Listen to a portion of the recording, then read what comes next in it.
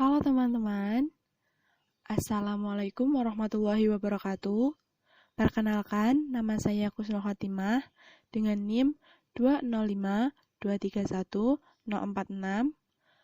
Pada kesempatan kali ini, saya akan menjelaskan tentang inflasi dan pengangguran. Pengertian inflasi. Inflasi adalah kecenderungan kenaikan harga-harga yang bersifat umum dan berlangsung secara terus-menerus. Menurut Al-Mahrizi, menggolongkan inflasi dalam dua golongan, yaitu 1.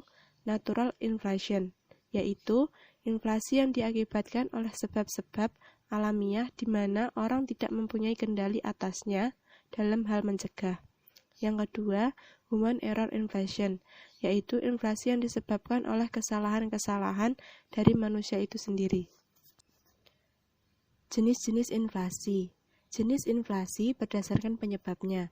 Yang pertama, demand pull inflation, yaitu inflasi yang timbul karena permintaan masyarakat akan berbagai barang terlalu kuat. Yang kedua, cash push inflation, yaitu inflasi yang timbul karena kenaikan ongkos produksi. Jenis inflasi berdasarkan tingkat asalnya. Yang pertama, domestic inflation, yaitu inflasi yang berasal dari dalam negeri. Yang kedua, imported inflation, yaitu inflasi yang berasal dari luar negeri. Jenis inflasi berdasarkan tingkat keparahan. Yang pertama, inflasi ringan, di bawah 10% setahun. Yang kedua, inflasi sedang, antara 10% sampai 30% setahun. Yang ketiga, inflasi berat, antara 30% sampai 100% setahun. Yang keempat, hiperinflasi, di atas 100% setahun.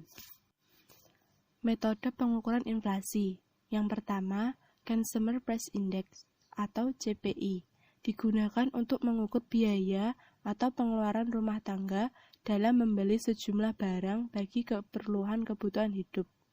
Yang kedua, Producer Price Index atau PPI, indeks yang lebih menitiberatkan pada perdagangan besar, seperti harga bahan mentah, bahan baku, atau bahan setengah jadi.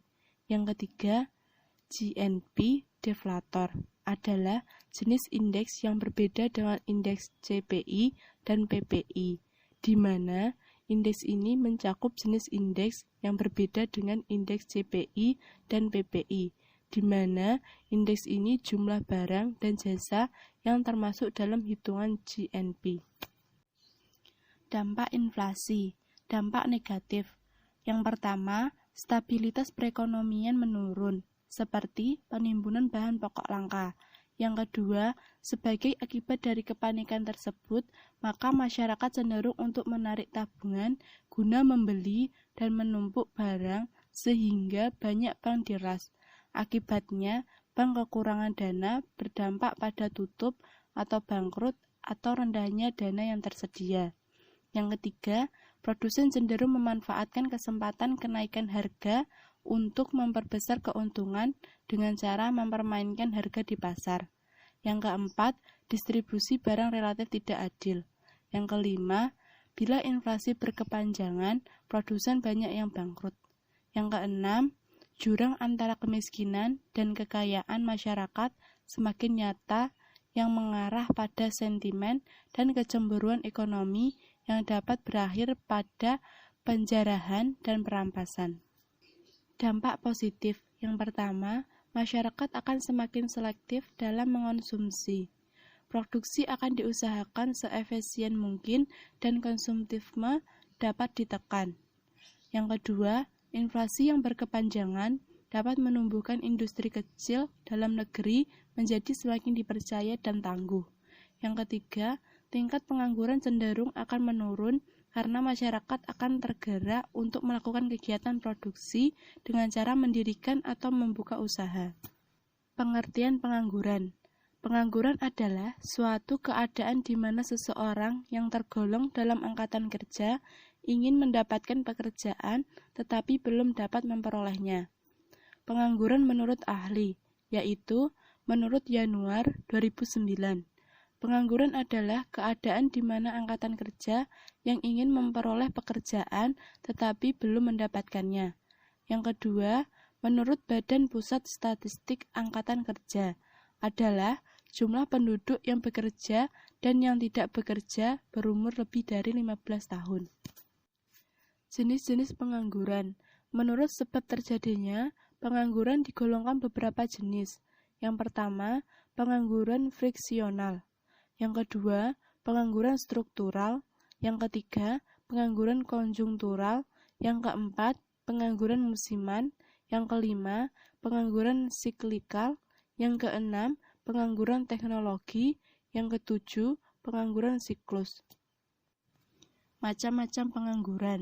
Yang pertama, pengangguran terbuka. Yang kedua, pengangguran tersembunyi. Yang ketiga, setengah menganggur. Yang keempat, pengangguran bermusim. Akibat buruk ke atas kegiatan perekonomian. Yang pertama, menyebabkan masyarakat tidak maksimumkan tingkat kemakmuran yang mungkin dicapainya. Yang kedua, menyebabkan pendapatan pajak pemerintah berkurang. Yang ketiga, tidak mengalahkan pertumbuhan ekonomi. Akibat ke atas individu dan masyarakat. Yang pertama, menyebabkan kehilangan mata pencarian dan pendapatan. Yang kedua, menyebabkan kehilangan keterampilan. Yang ketiga, menimbulkan ketidakstabilan sosial dan politik. Cara-cara mengatasi pengangguran. Yang pertama, peningkatan mobilitas tenaga kerja dan moral. Yang kedua, pengelolaan permintaan masyarakat. Yang ketiga, penyediaan informasi tentang kebutuhan tenaga kerja. Yang keempat, pertumbuhan ekonomi. Yang kelima, program pendidikan dan pelatihan kerja.